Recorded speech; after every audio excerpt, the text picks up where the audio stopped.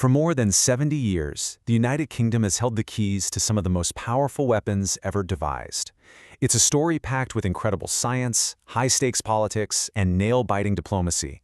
But when you look closely, the entire history is built on one single, fascinating contradiction that has shaped every single decision along the way. And this is it. This is the core paradox we're going to unpack today. You see, for its entire nuclear history, Britain has been driven by this fierce desire to build and control its own, truly sovereign deterrent. But that quest for independence has, ironically, always been completely tangled up with its special relationship with the United States. You really can't understand one without the other. So here's how we're going to break down this amazing story. We'll trace it through 5 acts, starting with that initial spark of an idea, then the solo effort to build a bomb, the huge leap to the H-bomb, the big pivot to submarines, and finally, where the deterrent stands today and where it's headed. Okay, let's dive in. Now, our story doesn't kick off in some secret government bunker, but actually in the pretty quiet physics labs of British universities.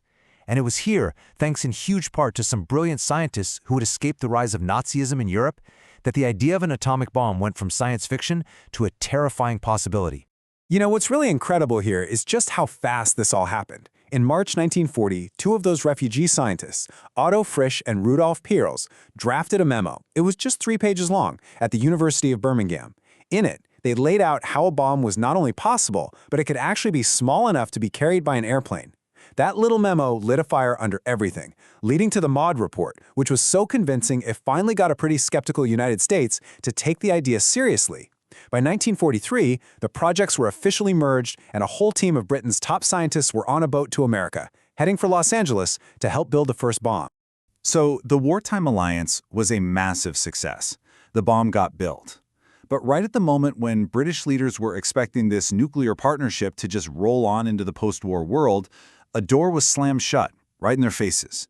In 1946, the U.S. Congress passed something called the McMahon Act, and what it did was unilaterally sever all nuclear cooperation with anyone. Suddenly, all of that shared knowledge, stuff that British scientists had been instrumental in creating, was now classified as American-only restricted data. For London, this wasn't just a snub, it was a profound, terrifying strategic shock.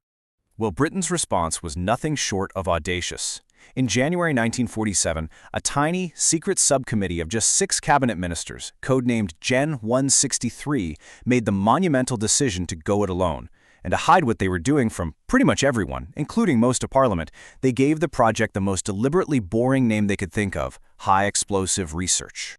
And the scale of what they had to do was just immense. I mean, Britain basically had to build an entire nuclear industry from the ground up.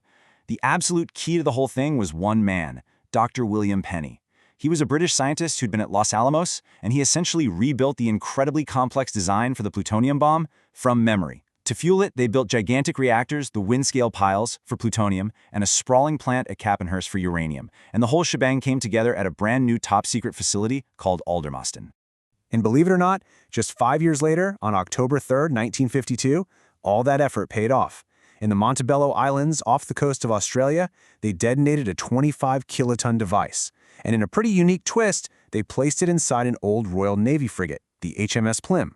With that single, brilliant flash of light, Operation Hurricane made Britain the 3rd member of the nuclear club. But that moment of triumph didn't last long. I mean, the ink was barely dry on the headlines when a new, far more powerful weapon emerged: the hydrogen bomb. And just like that, Britain's brand new atomic arsenal was suddenly second class. To really get a sense of the incredible leap they had to make, just look at this number: 1.8 megatons. That was the explosive yield of Britain's first successful H-bomb.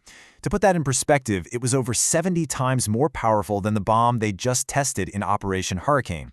The technical challenge was staggering, and once again, Britain was on its own. And the road to getting there was definitely not a straight line. They started a series of tests in the Pacific, codenamed Operation Grapple. The first test was a partial failure. The next one produced a big bang, which was good for headlines, but technically it wasn't a true 2-stage H-bomb.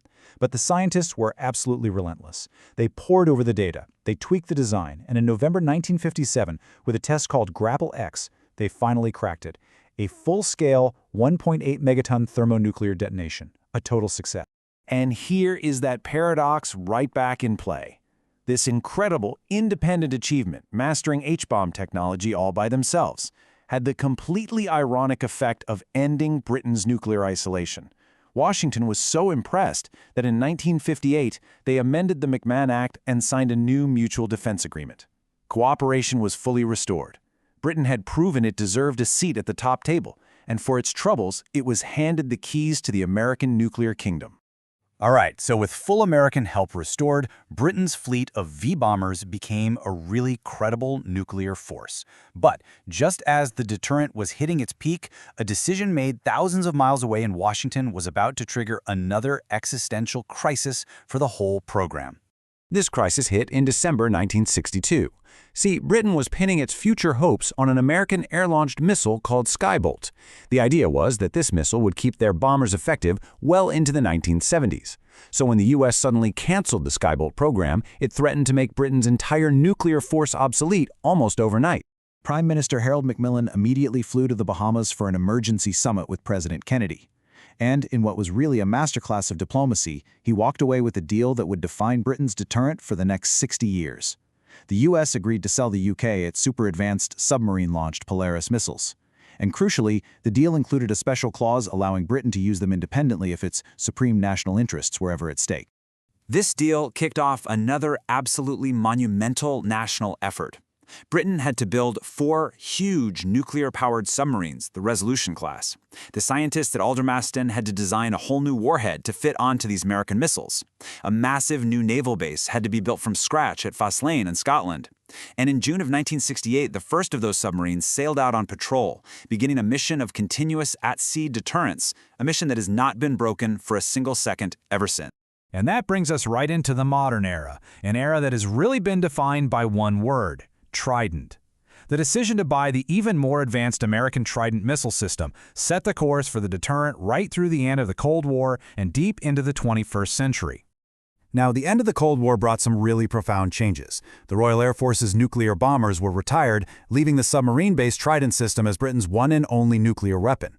And for the next 3 decades, Britain steadily cut the size of its nuclear stockpile, which had actually peaked at over 500 warheads back in the 1970s.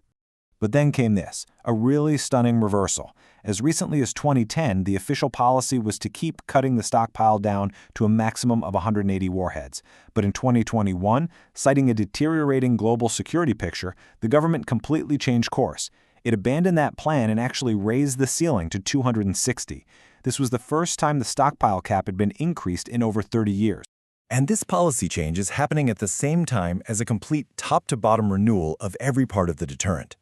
There are brand new submarines, the Dreadnought class, being built right now. The American Trident missiles are being life extended to keep them flying. And Britain is deep into designing its own brand new replacement warhead, one that's designed to last all the way into the 2060s. So when you step back and look at the whole 70-year story, you see this pattern just repeating itself again and again. First, there's a huge strategic crisis, like the McMahon Act or the Skybolt cancellation. That crisis forces Britain to innovate and achieve something incredible on its own. And then, that independent technological success becomes the very ticket to a new, even deeper partnership with the United States. This idea of independence through interdependence, well, that's the defining bargain of Britain's entire nuclear story.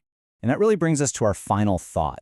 As the UK spends billions building a new deterrent for a new and uncertain era, you just have to wonder, what is the next strategic crisis that will define its future? And what unique blend of sovereign effort and allied dependence will they need to come up with to solve it?